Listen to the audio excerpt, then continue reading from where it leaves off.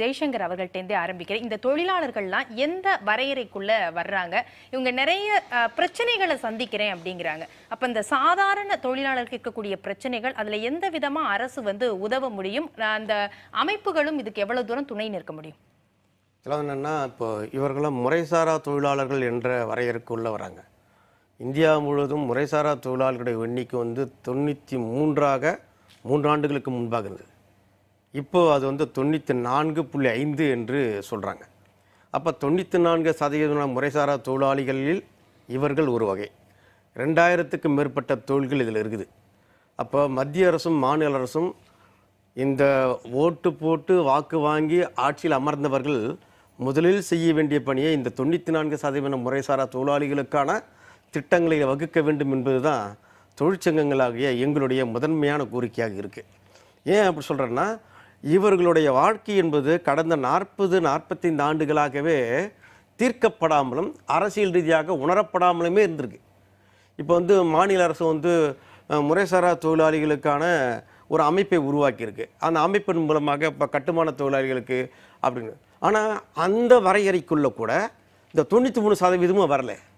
ஒரு 7-8 தொகுதிக்கு உட்பட்டு இருக்கக்கூடிய அந்த தொழில்கள் மட்டும்தான் அந்த அமைப்புக்குள்ளே வராங்க.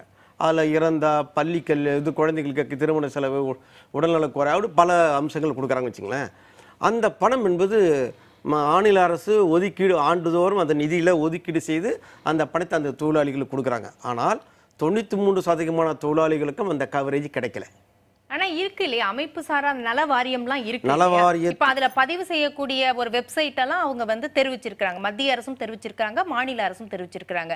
அப்ப இதெல்லாம் அந்த முறையா போகல அந்த தொழிலாளர்களுக்குன்னா அதை பற்றிய விழிப்புணர்வு அவங்களுக்கு இல்லையா, இல்ல அதை எடுத்துட்டு அரசு அவங்க கிட்ட கொண்டு போய் சேர்க்கலையா? எந்த இடத்துல இது? ஏன்னா நீங்க சொல்ற மாதிரி நிறைய மருத்துவ காப்பீடு கொடுக்கறாங்க. அந்த மாதிரி அவங்களுடைய குழந்தைகள் படிக்கிறதுக்கான வாய்ப்பு, விபத்து ஏற்பட்டா அதற்கான இழப்பீடு, இது மாதிரி நிறைய சலுகைகள் இருக்கு. அப்ப இதெல்லாம் சரியா அவங்க கிட்ட கொண்டு போய் சேர்க்கப்படுகிறதா? இல்ல, முறைசாரா நல வாரியம் தொடர்பாக இப்போ அவங்க கம்ப்யூட்டரைஸ் பண்ணியிருக்கிறாங்க. நேரில் வர வேண்டியதில் ஆன்லைனில் பதிவு பண்ணலாம்னு சொல்லியிருக்கிறாங்க. ஆன்லைனில் பதிவு பண்ணலாம் என்று சொன்ன பிறகு அங்கங்கே அந்த கம்ப்யூட்டர் சென்டர்ஸில் வீட்டில் இருந்து சில தன்னார்வ குழுக்கள் நாங்கள் பண்ணுறோன்னு சொல்லி பண்ணுறது, எங்கள் சிஇடி தொழிற்சங்கம் தமிழ்நாடு முழுக்க அலுவலகங்கள் போட்டு ஆன்லைனில் பண்ணுறது உட்பட பண்ணுகின்ற பொழுது நாங்கள் பண்ணுற பதிவுக்கும் அவங்க வைத்திருக்கக்கூடிய சர்வருக்கும் சம்மந்தமே கிடையாது. இங்கே ஃபீட் ஆகிறதே கிடையாது. அது ஓவர்லோட் ஆகுது. அப்போ அதையெல்லாம் தொழில்நுட்ப ரீதியாக அப்டேட் பண்ணி ஃபாஸ்ட் பண்ண வேண்டியது தமிழ்நாடு அரசு. அதை இன்னும் அது செய்யாமலே இருக்கிறாங்க. ஒன்று, இந்த கவரேஜில் அவங்க சொல்ல வேண்டியதுன்னா, முறைசாரா ஊழியர்கள் இந்தந்த தொழிலை செய்கிறவங்க அனைவருமே பதிவு செய்யலாம் அப்படின்னு சொல்லணும். அனைவருமே பதிவு செய்யலாம்னு சொல்லாமல் குறிப்பிட்ட ஒரு 20 கேட்டகரி மட்டும் வச்சுருக்கிறாங்க. இப்போ ஒரு சில கேட்டகரிக்கு அந்த தொழில் ரீதியாக பணம் கிடைக்குது. இப்போ கட்டுமான தொழிலாளிக்கு கிடைக்குதுன்னு வச்சுங்களேன். அந்த பணத்தை முழுமையாக அனைத்து தொழில் கொண்டு சேர்க்கக்கூட முடியாத நிலையில் இருக்குது. ஆனால் சஃபிஷியன்ட் ஃபண்ட் இருக்குது. ஆனால் சில தொழில்களுக்கு ஃபண்டே கிடையாது. அரசு ஒதுக்கீடு செய்வத பணமும் ரொம்ப குறைவாக இருக்குது. இது ஒரு சின்ன ரிசார்ட் தான். ஒரு 100% அவங்களுக்கு தேவைக்கு இந்த நலவாரி மூலம் கொடுக்கக்கூடிய விஷயங்கள். இப்போ தமிழ்நாட்டில் இருக்கக்கூடிய 5 கோடி, உதாரணத்துக்கு 5 கோடி முறைசாரா தொழிலாளிகளும் பதிவு செஞ்சுட்டாங்க. 5 கோடி தொழிலாளிக்கும் தமிழ்நாடு அரசு காசு கொடுக்க போகுது அப்படின்னா அது கூட அவர்களுக்கு தேவைக்கு ஏற்ப காசாக கண்டிப்பாக இருக்காது.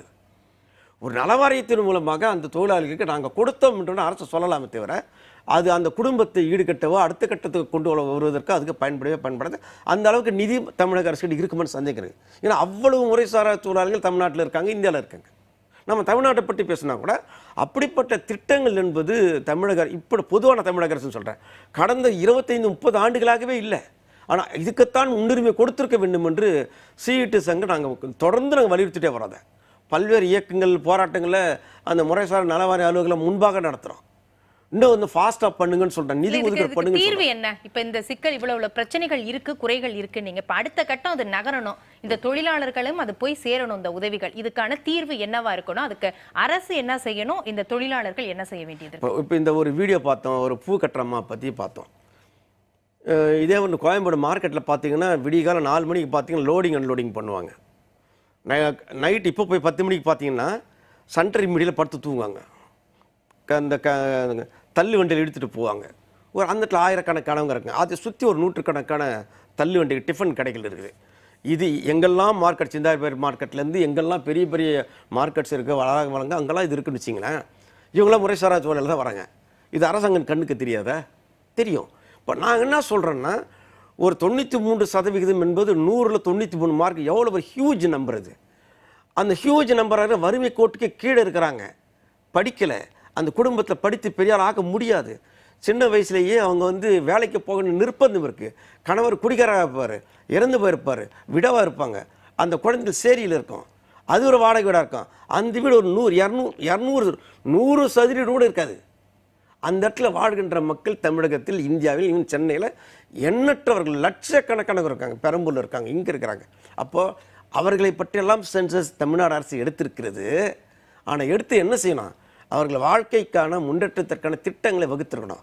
பொருளாதார திட்டங்கள், கல்வி திட்டங்கள், சமூக திட்டங்கள் என்ற திட்டங்களை வகுத்திருக்கணும். அங்கே வகுத்தாங்களா வகுக்கலையா என்று நமக்கு தெரியாது.